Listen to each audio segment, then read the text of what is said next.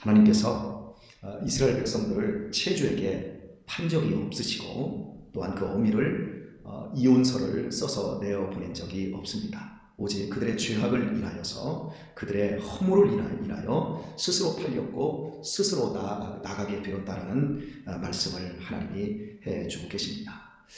죄가 얼마나 무서운지, 그 죄가 우리의 인생과 가정과 한 나라의 멸망을 야기하기까지 하는 이 무시무시함.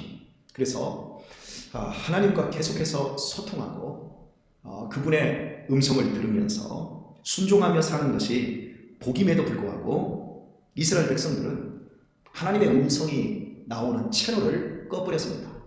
선지자들을 죽였습니다.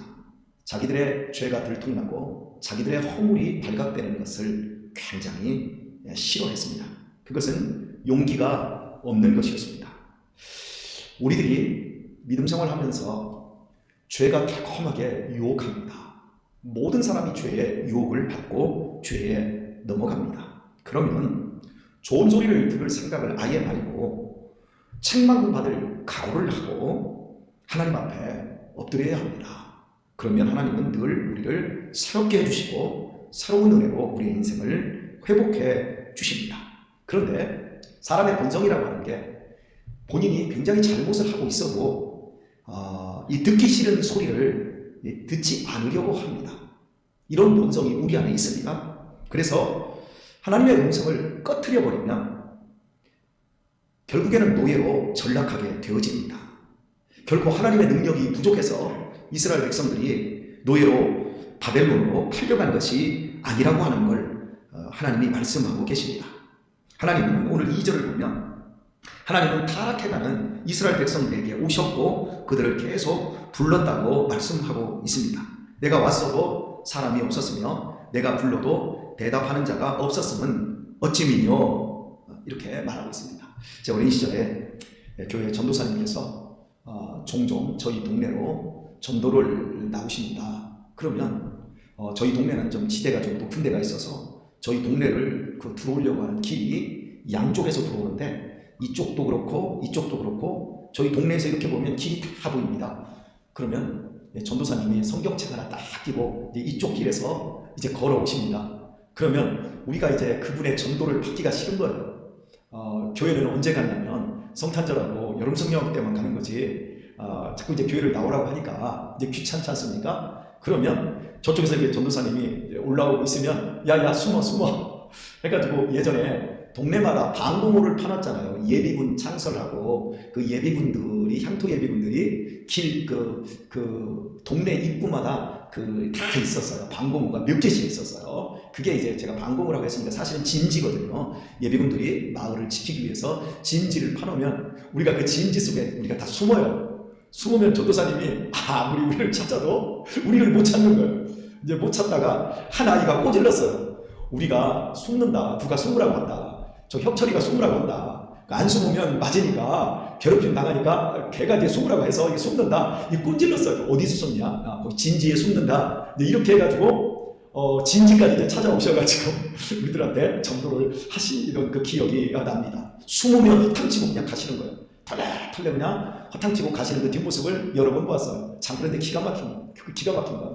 나도 숨고 다른 친구까지 전도 안 당하게 숨으라고 그렇게 강요했던 제가 전도사보다 더 큰 목사가 되어서 오늘 목회를 하고 있는 것이 정말 생각하면 생각할수록 이게 하나님의 은혜가 아닐 수가 없어요.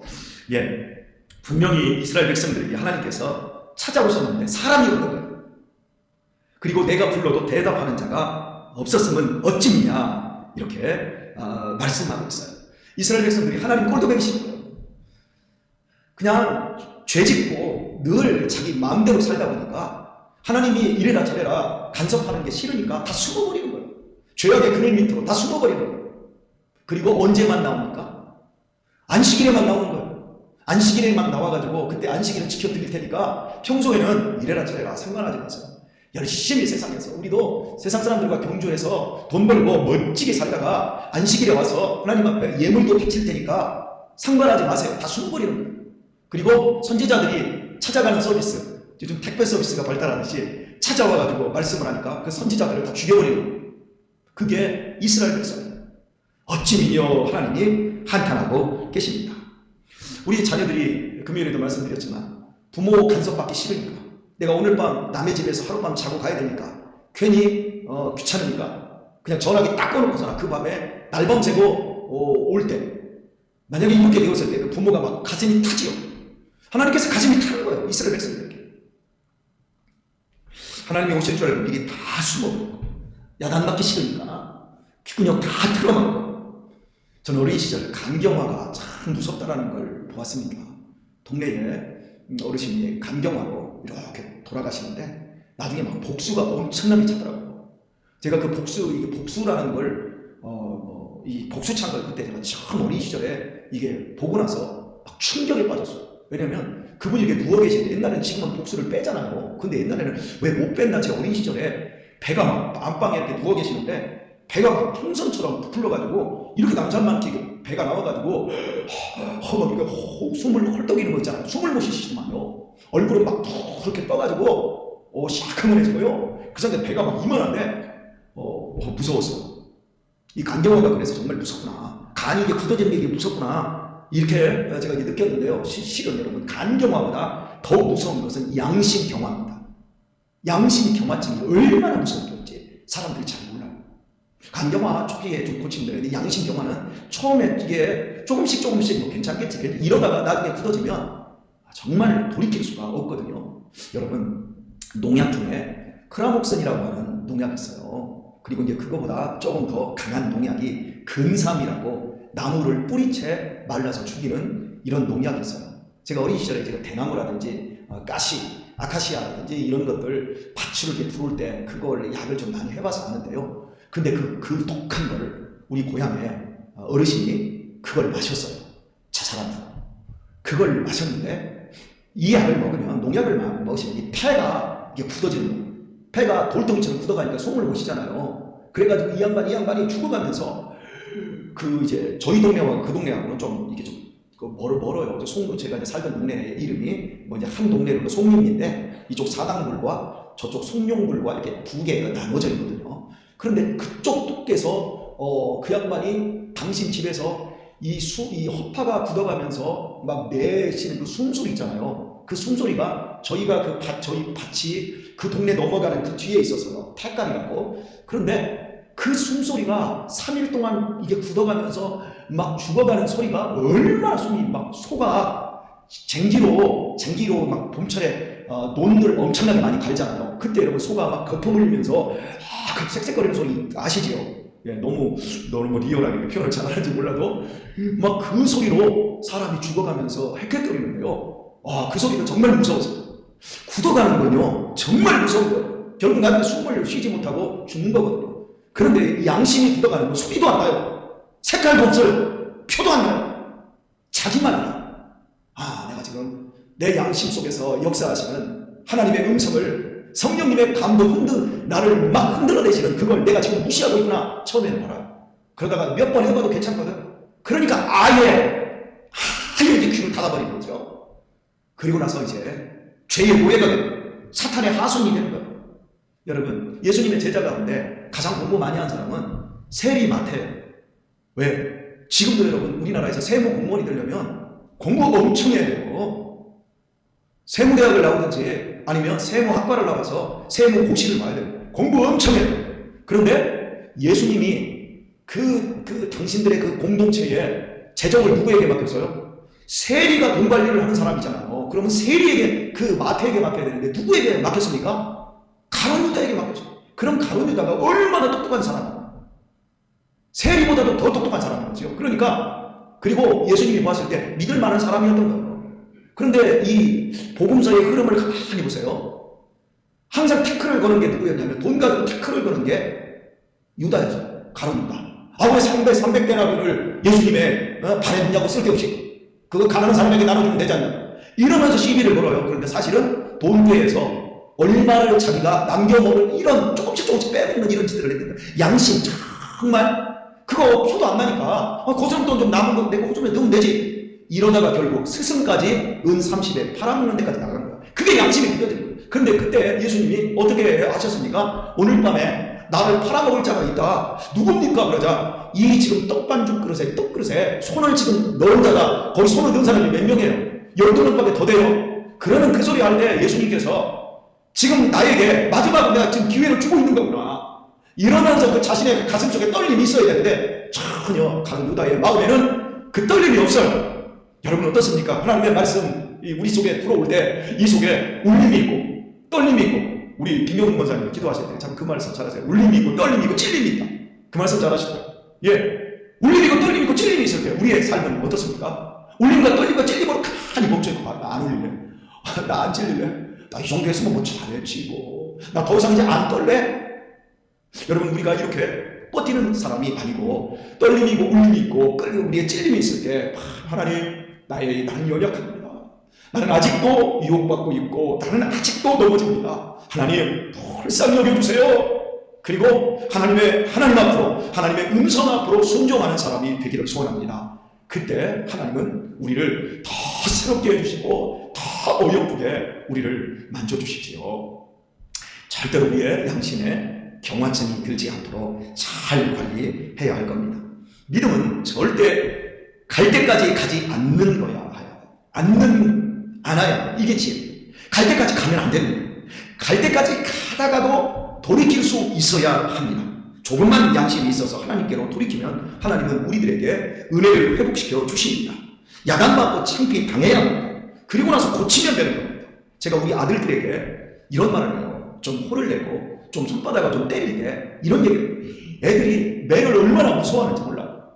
저하고는 좀 차원이 달라요. 저는 어린 시절에 매를 그렇게 안 무서워했거든요. 내가 잘못했으면 맞아야지. 그리고서는 이 딱 악물고 그냥 맞았는데 우리 애들은 손바닥 때리려고 손바닥 꽉 그럼 내 손바닥을 잡아놓고 이렇게 돼요. 그럼 내가 한심스러워서 그래. 야, 내가 무서우면 맞을 짓을 하지 마. 그리고 내가 잘못을 했으면 응당히 남자답게 맞아. 왜 그러니? 그러면 아픈 걸 어떻게 해요? 예, 사람마다 조금씩 견디는 어떤 강도나 의지가 다르기는 합니다만은 제가 우리 아이들한테 꼭 해주고 싶은 거야. 잘못했으면 잘못을 인정을 해. 근데 우리 집에 잘못을 인정을 주고도 안 해요. 맞기 전에 잘못을 인정을 아버지 잘못했어요. 한 번만 용서해 주시면 안 될까요? 용서하면 잘할 것 같으냐? 그럼요. 이렇게까지 했는데도 못하면 내가 짐승이지요. 때릴 수가 없어요. 그러면 왜요? 잘못을 깨우치고 잘못을 바로잡기 위해서 매를 드는데 매를 들기 전에 잘못을 깨닫고 잘못을 실토하고 자기 자신을 바로잡는데 그거 때리면 뭐합니까? 그건 나쁜 이상한 범죄요. 그런데 때려도 말을 안 듣고 막 이런 그 아들을 만나면 정말 어떻게 해야 될지 아버지 내가 죄인입니다. 그러면서 아버지 불쌍히 여겨주세요. 너는 도대체 얼마나 크게 되려고 그러냐? 이제 그렇게 이제 넘어가기도 하고 스스로가 제 자신을 위로하기도 하지만 갈 때까지 가면 안 돼요. 부모 자식 간에 갈 때까지 가면 안 돼요. 부부가 갈 때까지 가면 안 돼요. 꼭 갈 때 전에 돌아와야 돼요. 그게 우리의 지혜고 우리의 행복이지요. 그러나 끝까지 가는 거예요. 끝까지 버티는 거예요. 이스라엘 백성들처럼 결국 노예로 끌려가고 마는 거예요. 여러분 고집만 부리지 않아도 얼마든지 구원받고 얼마든지 은혜받고 축복받을 사람들이 정말 많은데 그 고집 피우는 그것이 있어요. 그지요? 하나님의 손을 충분히 길어서 절벽 끝에 있더라도 얼마든지 당신의 선택한 백성들을 건져내십니다. 본문을 보면 이렇게 말씀하세요. 내 손이 어찌 짧아 구속하지 못하겠느냐? 내게 어찌 건질 능력이 없겠느냐? 건지고 구속하실 능력이 이 하나님에게는 넘치도록 있다라는 거예요. 그러면서 말씀해요. 보라, 내가 꾸짖은즉 바다가 마르며 하수가 광야가 될 것이니 거기 물이 없어졌으므로 어족이 갈아요 죽어 악취를 바라게 되느니라. 말씀 한마디로 하나님 호되게 말씀하면 바다가 말라 비틀어진대요. 그리고 하수, 큰 강, 한강 같은 것들이 모두 그냥 사막, 광야가 돼버린다고 하나님이 말씀하고, 이건 지금 역설적으로 말씀하고 있는 거예요. 하나님 한번 꾸짖으면 바다가 마르고 하수가 광야가 되고 모든 물고기가 죽어서 썩은 냄새로 진동할 것 같으면 반대로 하나님은 썩어가고 진동하는 냄새가 지금 천지를 부르고 있고 모두 막 사막이 되어 있고 그냥 말라 비틀어졌다 할지라도 하나님이 당신의 백성을 찾아오셨고 당신의 백성에게 말씀하실 때 아멘하고 순종하고 나와 회개하고 새로워지기를 원한다면 하나님은 이렇게 회복시킬 수 있는 전능하신 하나님이라고 말씀하고 있는 거예요. 근데 이스라엘 백성들은 그걸 몰랐어요. 그리고 예수님이 찾아오셨을 때 인간의 몸을 입고 하나님이 인간의 몸을 입고 당신의 백성에게로 찾아오셨을 때 이스라엘 백성들이 어떻게 했죠? 다 숨었어요. 예수님 앞으로 안 나왔어요. 나온 사람들은 나 밥 먹여주세요. 나 쌀이 떨어졌어요. 나 병 들었어요. 나 귀신 들렸어요. 나 좀 해결해주세요. 정말 마음이 상하고 아픈 사람들, 인생에서 남의 눈치 볼 것 없고 세상에서는 나를 건져줄 것 없고 나의 소망이 아무도 없는 그런 사람들만 예수님께로 왔을 때 그들만이 건진받고 그들만이 구원받았어요. 그리고 바리새인들 서기관과 같은 그런 외적으로 뛰어나고 사회적으로도 정말 훌륭하고 근사한 사람 가운데는 니고데모 같은 아리마대 요셉 같은 몇 사람 외에는 예수님께로 안 나왔어요. 그냥 끝까지 고집을 부리는 거야. 다른 구멍이 있다는 거야. 다른 루트가 있다는 거야. 당신이 아니어도 나 얼마든지 나 죽을 때까지 편안한 인생 보낼 수 있어. 그러면서도 나도 종교적이야. 그런 사람들은 자기 고집 속에서 겸손하게 주님 앞으로 나오지 않았어요. 그래서 하는 말, 제가 늘 하는 말, 세상에서 의지할 구멍이 있으면 그 구멍이 막혀져야 되고 의지할 뭔가 있으면 그게 다 부서져야 주님 앞으로 나오는 거예요. 하나님 앞으로 나와서 딴짓을 하는 거예요. 다 돈 나올 구멍이 있다. 나는 하나님이 붙잡아주시지 않아도 나는 내 교육학, 내 철학으로 내 자녀들을 얼마든지 잘 가르칠 수 있다. 다 교만이에요. 저도 여러분 목사인데 내 자식들 내 가르칠 자신이 하나도 없어요. 그냥 하나님 불쌍해. 내에서 키우다 보니까 다 다르네. 그리고 걔들 기질이나 성향이 얼마나 다르고 그 내가 어떻게 해야 될지 모르겠어요 지금. 그런데 그래도 돈 있으니까 내가 자녀들에게 이런 거 물려줄 수 있으니까 그런 사람들은 기도의 자리에 나오려고 안 해요. 자기 고집, 양심이 굳어가는 거예요. 자꾸. 하나님은 어떤 상황에서도 구원의 길을 내실 수 있는 하나님이십니다. 자, 오늘 3절을 보면 내가 흑암으로 하늘을 입히며 굵은 배로 덮느니라 이렇게 말해요. 잠시 이스라엘 백성들을 그냥 가둬놔버리는 거예요. 그들의 앞을 길을 막아놔버리고 깜깜하게 그냥 막아둔다는 거예요. 그러니까 바벨론에 이런 식으로 그 노예로 이제 잠시 둔다는 거예요. 그들의 미련함을 벗겨내기 위해서. 오늘의 말씀을 맺겠습니다. 제가 3절 말씀을 보면서 어린 시절에 생각이 딱 떠오르더라고요. 그건 뭐냐면 제 어머니께서 이제 그 술을 담글 때가 있었어요. 아주 어린 시절에 너무 가난해서 먹을 양식도 없었지만 제가 이제 고등학교 이렇게 들어갈 무렵이 되었을 때 저희 이제 새아버지도 계시고 하니까 이제 먹는 건 해결이 됐어요. 그러다 보니까 새아버지가 술을 좋아하니까 어머니가 또 술을 잘 달라요. 우리 고향에 소국주라는 술이 아주 유명해서 이 술을 담는 게 안진뱅이 술이에요. 저도 이거 몇 번 먹고 기억을 잃어버리고 그랬는데 어쨌든 이거 술을 띄우려면 어머니께서 쌀을 쪄요. 쌀을 아주 막 되게 쪄가지고 누룩 있잖아요. 누룩하고 이제 멍석에다 펴놓고 누룩에다 막 섞어 부셔가지고 그때 그 밥이 얼마나 꼬실거리고 맛있는지 그거 집어먹다가 뒤통수를 얼마나 많이 맞았는지. 그래서 제가 머리가 별로 안 좋은가 봐요. 해가지고 어머니가 이거 해가지고 이만 밭탱이에다가 이제 밭탱이가 먼저 항아리 아시죠? 큰 밭탱이에다가 그걸 딱 집어넣고 거기다가 물을 이렇게 좀 넣었던 것 같아요. 그 다음에 국물을 갖다가 배 있잖아요. 배 헌금 쪼가리 배를 갖다가 쫙 덮은 다음에 그걸 갖다가 겉으로 이렇게 꾹 묶어요. 사기류 같은 걸 묶은 다음에 그걸 갖다가 띵띵대고 들고 와가지고 이제 그 약간 뜨뜻한 방, 이쪽 안방 말고 저 윗방에다가 딱 넣고 담요, 뻘건 담요 옛날에 있었잖아요. 그 장미무늬 있는 거. 그 너무 리얼하네요. 그 뻘건 그걸 딱 덮어놓고 있으면 한 이틀 정도 지나면 그 속에서 뽕 소리가 나. 뽕 하면 이제 어머니가 그걸 이제 뚝 연 다음에 그 이제 배 덮어놓은 것도 열고 그 안에서 한 바가지 이렇게 쫙 종지기로 딱 푼 다음에 마셔요. 잘 됐네. 야, 너도 마셔. 이래서 우리 어머니한테 내가 술을 배웠어요. 그래서 이래서 이제 술을 이제 뺐는데 제가 오늘 말씀드리면서 그 생각이 나요. 하나님의 백성들이 좀 무뎌져야 돼요. 그래서 믿음 생활하면서 교회 말에 왔는데도 인생이 안 풀리는 거예요. 하늘이 깜깜한 거예요. 내 인생이 뭔가 덮여 있는 것처럼 참 답답해요. 여러분 그때 하나님이 나 우려내고 있다고 믿으시기를 바랍니다.